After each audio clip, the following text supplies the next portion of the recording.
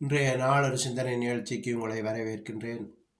இன்றைய நாள் ஒரு சிந்தனை நிகழ்ச்சியில் நாங்கள் பார்க்க போவது ஜெயிலில் இருப்பவர்களை பற்றி.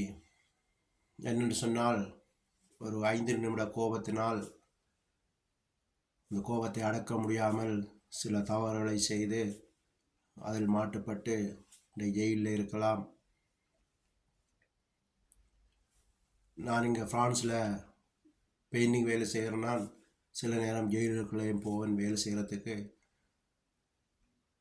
போகும்போது அங்கே ஒவ்வொருத்தரும்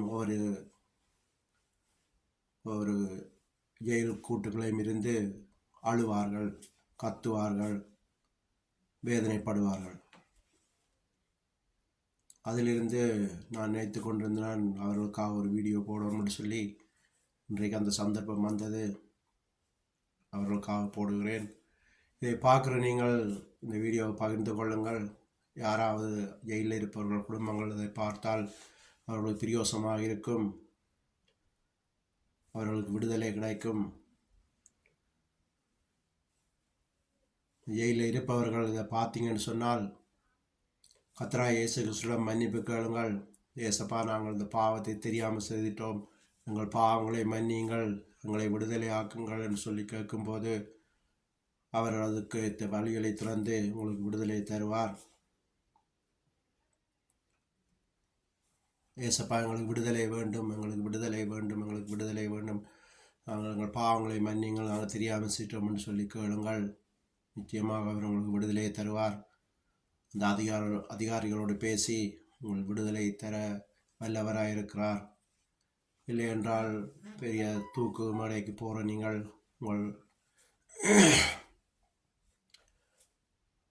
அந்த அதிகாரிகள் உங்களுக்கு அந்த தண்டனை நீக்கி உங்களுக்கு தண்டனைகளை குறைத்து விடுதலை தர முடியும். கர்த்தராகிய இயேசு கிறிஸ்து பெரியவர். அவர் பாதாளத்துக்கு சென்று பாதாளத்தில் இருந்த அந்த ஆவிகளுக்கே பிரசங்கம் பண்ணினவராம். பண்ணி முடித்து பரலோகம் சென்ற இயேசு கிறிஸ்து. அப்போ நீங்கள் இந்த ஜெயில் என்னும் பாதாளத்தில் இருந்தால் நிச்சயமாக உங்களை அவர் விடுதலை ஆக்குவார். இந்த வீடியோ உங்களுக்கு பிரயோசனமாக இருக்கும். இப்போ உங்களுக்காக செபிக்க போகிறேன்.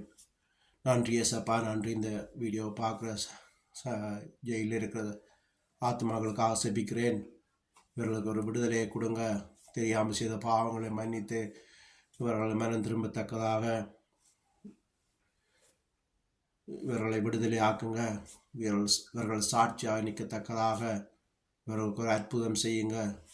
இவர்கள் வேதனையை நீக்கி விடுதலை ஆக்குங்க. இந்த ஜெயிலில் இருக்கிற குடும்பங்கள் எவ்வளோ கஷ்டப்படுவார்கள். அவர்கள் கண்ணீர்களை துடைத்து அவர்கள் தேவைகளை சந்தித்து இந்த குடும்பத்துக்கு ஒரு சமாதானத்தை கட்டளையிடுகிறேன் இயேசு கிறிஸ்துவின் நாமத்தினாலே. ஏசப்பா, அவர்கள் குடும்பத்தை பொறுப்படுத்து அவர்கள் ஆசீர்வதிங்க. இன்றையிலிருந்து அவருடைய வாழ்க்கை மாறட்டும், ஒரு வித்தியாசம் காணட்டும். இவர்கள் யாராவது விடுதலாகி வந்து சாட்சி சொல்ல வேண்டும் என்று இயேசு கிறிஸ்துவின் நாமத்தினால் செபிக்கிறேன். உங்களுக்கு விடுதலை நிச்சயம். கர்த்தராகிய இயேசு கிறிஸ்து உங்களுக்கு விடுதலையை தருவார். குடும்பத்தோடு நீங்கள் சந்தோஷமாக இருப்பீர்கள். உலகம் தர முடியாத சமாதானத்தை நான் உங்களுக்கு தருவேன் என்று சொல்லியிருக்கிறார். சுமை சுமந்து சோர்ந்து இருப்போரே எல்லாரும் என்னிடம் வாருங்கள், உங்களை நான் இளைப்பாற்றுவேன் என்று சொல்லியிருக்கிறார். எனவே தான் சொல்லுகிறேன், கர்த்தராகிய இயேசு கிறிஸ்துவை முழு மனதோடு விசுவாசிங்கள்.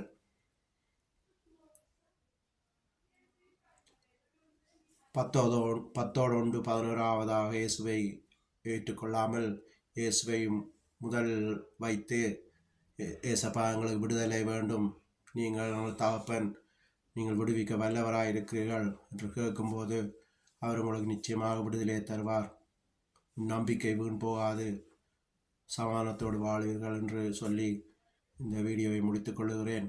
இதுவே இன்றைய நாள் ஒரு சிந்தனை நிகழ்ச்சி. நன்றி, வணக்கம்.